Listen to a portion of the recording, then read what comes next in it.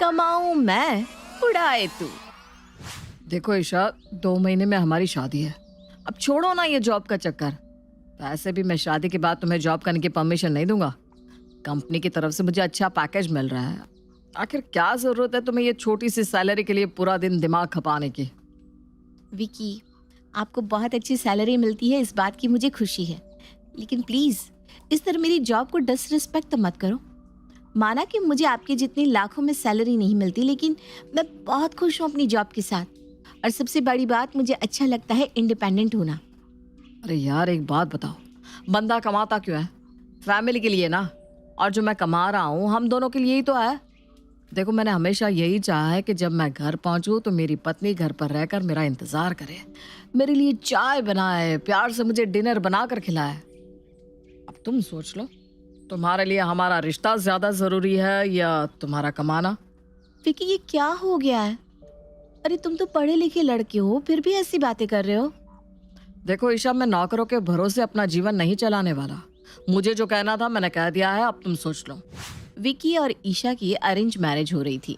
घर वालों की रजामंदी से उनका रिश्ता पक्का हुआ और सगाई के बाद दोनों फोन पर एक दूसरे से बातें करने लगे। 2 लाख रुपए महीने की सैलरी पाने वाले पढ़े लिखे हैंडसम लड़के विकी को ईशा जितना करीब से जानती जा रही थी, उसकी सोच उसे और हैरान कर रही थी। ये विकी को मैंने जैसा सोचा था, ये तो बिल्कुल उसके उलट ही बिहेव कर रहा है। क्या करूं? अगर मैंने कहा कि मैं जॉब नहीं छोड़ूंगी तो ये नाराज हो जाएंगे। सगाई हो चुकी है, शादी के कार्ड छप गए हैं। अगर इस समय रिश्ता टूटा तो परिवार की बहुत बदनामी होगी और सब रिश्ता टूटने का जिम्मेदार मुझे ही ठहराएंगे। अगले दिन शाम को, विकी, आज तुमने फोन नहीं किया? मैंने तुम्हें कल कुछ समझाया था। पहले ये बताओ, तुम्हें समझ में आया कि नहीं? हाँ बाबा, हाँ समझ में आ गया। मैं छोड़ दूंगी जॉब। अब तो खुश हो ना? देखो ईशा, अब शादी में कुछ ही समय बचा है।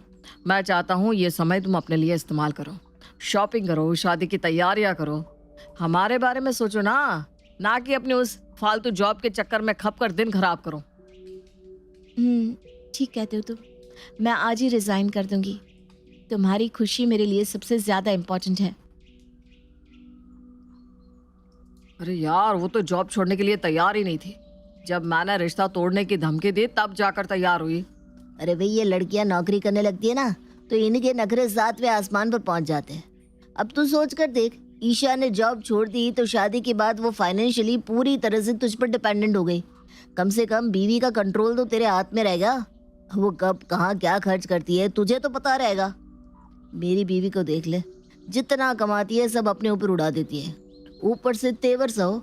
मैं नौकरी करती हूँ तब तो मैं तुम्हारे बराबर हो गई। अरे घर के किसी भी काम में कोई इंटरेस्ट नहीं है उसे। भाई पता नहीं किसने ये औरत आदमी की बराबरी का नारा दिया है।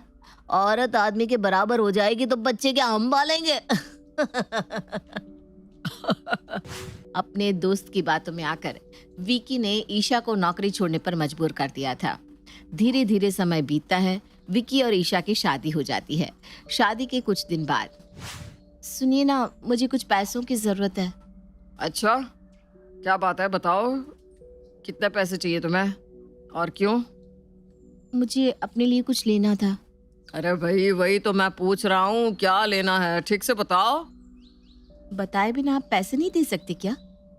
देखो ईशा, पैसे कोई पेड़ पर नहीं लगते कि तुमने फरमाइश की और मैंने तोड़कर तुम्हारे सामने नोट बिछा दिए।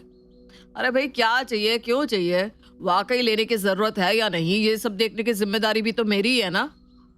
आप मुझे पैसों के लिए ताना मार रहे हैं? मैं क्या आपको फिजूल खर्च करने वाली लड़की दिखाई देती हूँ? अरे नहीं बाबा, सीधी सी बात है। देखो, सीधा जवाब दे दो, क्या लेना है? शादी के समय में बस हैवी साड़ी ही लेकर आई हूँ। अब मुझसे रोज रोज घर में साड़ी नहीं पहनी जाती। मुझे अपने लिए थोड़े सूट लेना है। सूट कंफर्टेबल रहते हैं, काम भी आसानी से हो जाता है।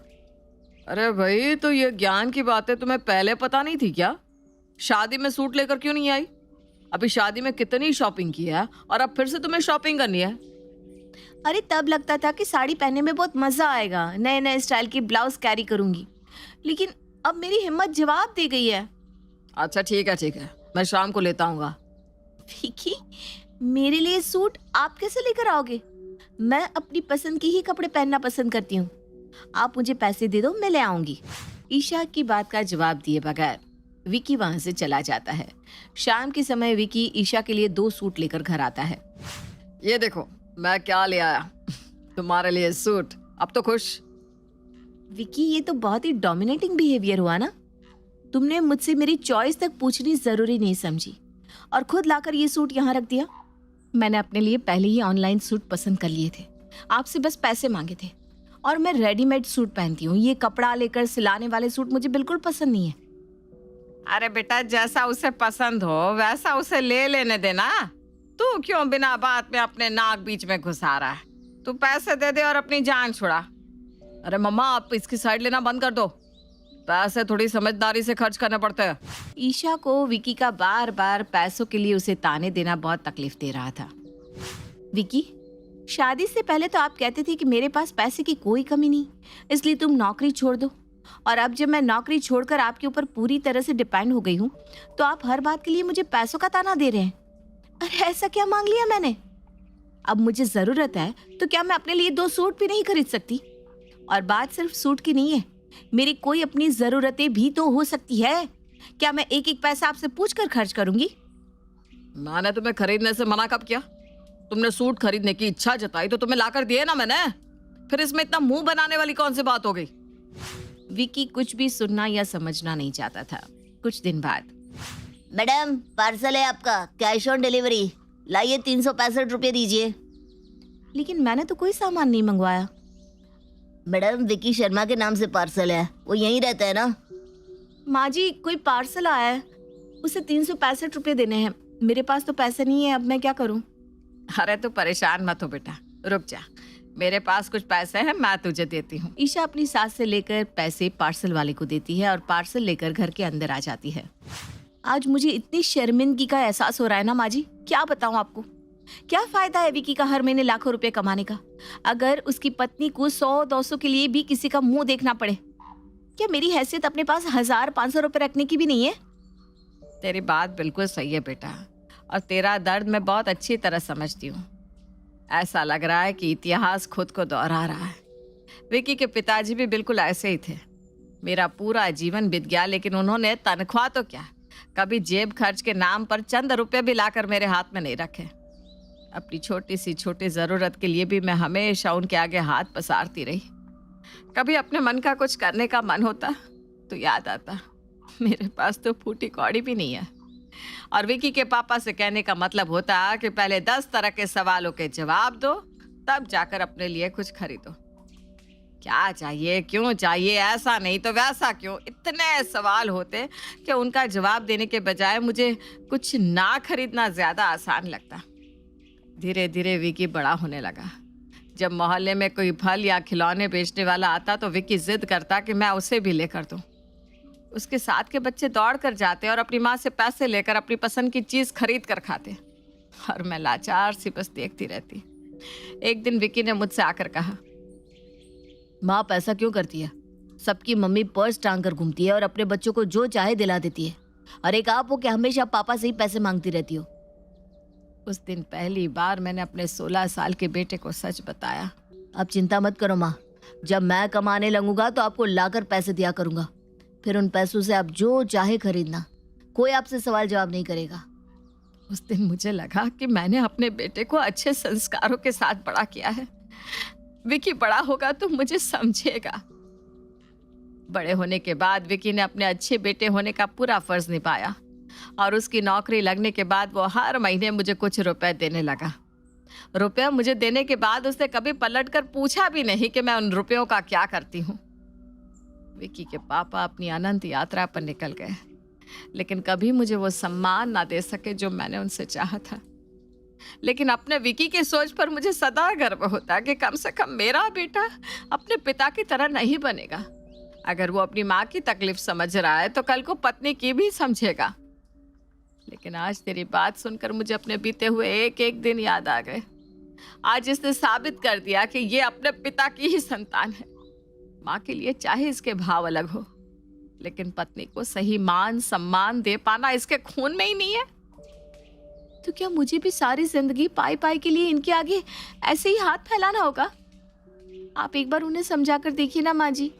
हो सकता है उन्हें अपनी गलती का एहसास हो जाए। विकी की माँ मंजू अपने बेटे को समझाने की कोशिश करती है, लेकिन विकी के दिमाग पर तो उसके दोस्तों की बातों ने ऐसा असर किया हुआ था कि उसे माँ की कही कोई बात समझ में ही नहीं आ रही थी। ईशा बेटा, ऐसा लगता है कि विक्की के अकल पर तो पत्थर पड़ गए हैं। कुछ समझ में नहीं आ रहा क्या करूं। तो ऐसा कर, अब से कुछ पैसे तू मुझसे ले लिया कर। तुझे रोज रोज विक्की के आगे हाथ फैलाने की जरूरत नहीं पड़ेगी। लेकिन मम्मी जी, आप पैसे कहाँ से लाएंगी? बेटा, तुझे बताया ना मैंने, विक्की हर महीने मुझे कुछ पैसे देता है। बुढ़ापे में मुझे तो पैसों की कोई खास जरूरत रहती नहीं, इसलिए अब से वो पैसे मैं तुझे दे दिया करूंगी। मुझसे ज्यादा तुझे उन पैसों की जरूरत है।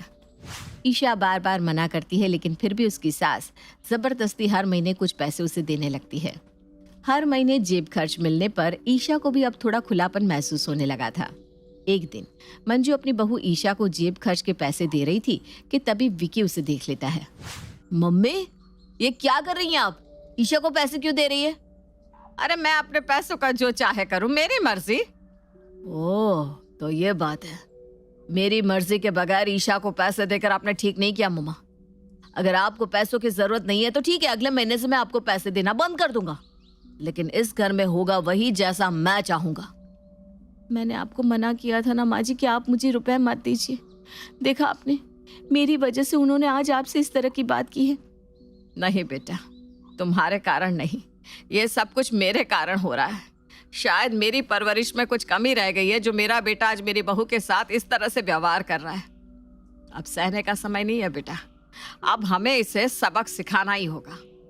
देख, मैं तो जीवन भर सहती रही, उसके बदले में मुझे कोई सराहना नहीं मिली। गलत को बर्दाश्त करना कोई समझदारी नहीं होती। गलत के खिलाफ आवाज उठानी ही चाहिए।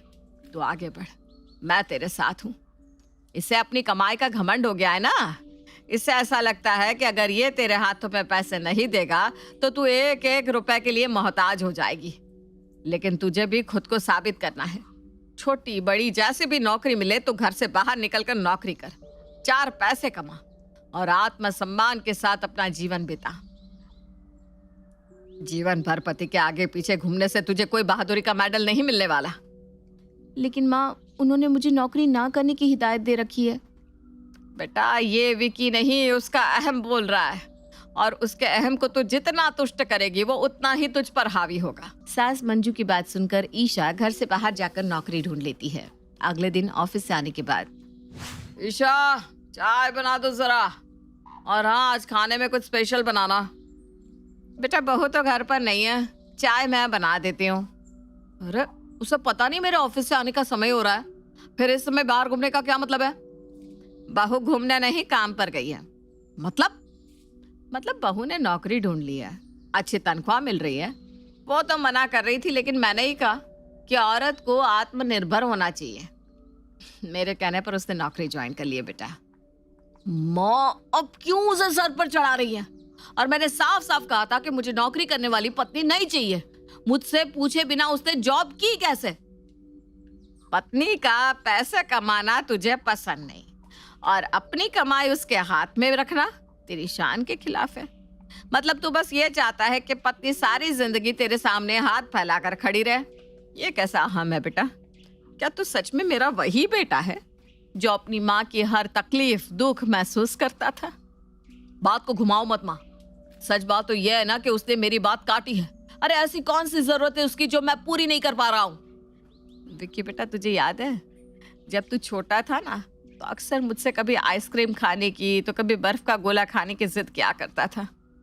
जब वो आइसक्रीम वाला हमारे घर के बाहर आकर टन टन करके घंटी बजाता था तो तू दौड़कर मेरे पास आता और कहता, माँ 2 रुपये दे दो ना, मुझे गोला खाना है। तुझे याद है तब मैं क्या जवाब देती थी? आज इतनी पुरानी बातें याद करने का क्या मतलब है माँ? बता ना बेटा, तुझे तो याद होगा ना जब मोहल्ले की सब औरतें चूड़ी वाले के पास बैठकर अपनी पसंद की चूड़ियां पहना करती थी, तो तू भी मुझसे कहता था, माँ जाओ ना, तुम भी हरी हरी चूड़ियां पहन कर आओ। तो मैं क्या जवाब देती थी, तुझे याद है? मुझे सब याद है माँ। आप हमेशा यही कहती थी कि मेरे पास खुले पैसे नहीं है, 500 का नोट है। बहुत अच्छा बेटा। तब तो तुझे ये भी जरूर याद होगा कि मैं हमेशा एक जैसा बहाना क्यों बनाती थी। मुझे पता है माँ, तुम्हारे पास कोई 500 का नोट कभी था ही नहीं। तुम बस मेरा मन रखने के लिए कहा करती थी कि 500 का खुला नहीं है। बेटा तुम्हारे पापा एक सरकारी अफसर थे, समाज में बड़ा मान सम्मान था उनका, और हमारे घर में पैसों की ऐसी कोई कमी भी नहीं थी। लेकिन फिर भी ये तुम्हारे पापा की जिद थी कि वो औरत के हाथ में पैसा नहीं देंगे, मुझे अपने घर की कमान नहीं सौंपेंगे, इसलिए उन्होंने जिंदगी भर मेरे हाथ में कभी पैसे नहीं रखे। छोड़ो ना माँ, जो बीत गया सो बीत गया। इसीलिए तो मैं अब आपको हर महीने पैसे देता हूँ ना, ताकि आप अपनी सारी इच्छाएं पूरी कर सको। बेटा अब 60 साल की उम्र में ना तो मेरी श्रृंगार करने की उम्र रही है और ना ही हरी हरी चूड़ियाँ पहनने की। उम्र के साथ इच्छाएं भी दम तोड़ देती है बेटा। समय बीत जाने के बाद उन चीज़ों का कोई अर्थ नहीं रह जाता।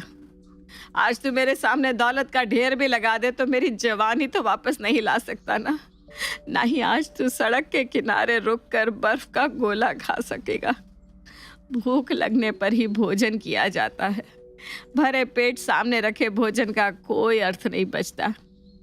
आज बहू की उम्र है तो उसके पास पैसा नहीं है, कल अगर उसका बेटा दौलत का ढेर भी लगा दे तो उसकी बीती उम्र तो लौट कर नहीं आएगी ना। आपकी बात अलग है माँ, आप में और उसमें बहुत फर्क है। आजकल की लड़कियों को अभी आप जानती नहीं हो, इन्हें जरा छूट दो तो ये सर पर बैठ जाती हैं। हाँ बेटा फर्क तो है। पहला फर्क तो यही है कि मैं तेरी माँ हूँ और वो तेरी बीवी। बीवियाँ तो हमेशा पति के लिए बाहर से आई हुई औरत होती है, जिससे वो चाहते हैं कि वो कर्तव्य तो सारे निभाए लेकिन अधिकार ना जमाए। और दूसरा फर्क यह है बेटा कि वो मेरी तरह पैसे पैसे के लिए मोहताज होकर इस 4 दीवारी में अपनी जिंदगी नहीं बिताएगी। वो एक पढ़ी लिखी इंडिपेंडेंट लड़की है। जैसे वो 6 महीने पहले नौकरी कर रही थी वैसे ही आज भी कर सकती है। तेरे लिए उसने अपनी जॉब छोड़ी और हाउसवाइफ बनने को तैयार हो गई। और तूने क्या किया उसके लिए? तूने यही वादे किए थे ना उससे कि उसे कमाने की कोई जरूरत नहीं है, तेरी कमाई इस घर को चलाने के लिए काफी है। लेकिन बेटा क्या फायदा ऐसी कमाई का कि तू अपनी पत्नी के हाथ में कुछ रुपए रखकर ये भी ना कह सके ये तुम्हारा जेब खर्च है, अपने पास रखो, जहां मन करे वहां खर्च करो। मुझे अपनी गलती का एहसास हो गया है माँ। अब मैं आपको फिर से आपका विक्की बनकर दिखाऊंगा और आपकी बहू को भी उसके सारे अधिकार दूंगा। विक्की को अपनी गलती का एहसास हो गया था। उस दिन के बाद विक्की ने कभी भी अपनी पत्नी को नौकरी करने के लिए रोका नहीं और पाई पाई का हिसाब रखना भी बंद कर दिया।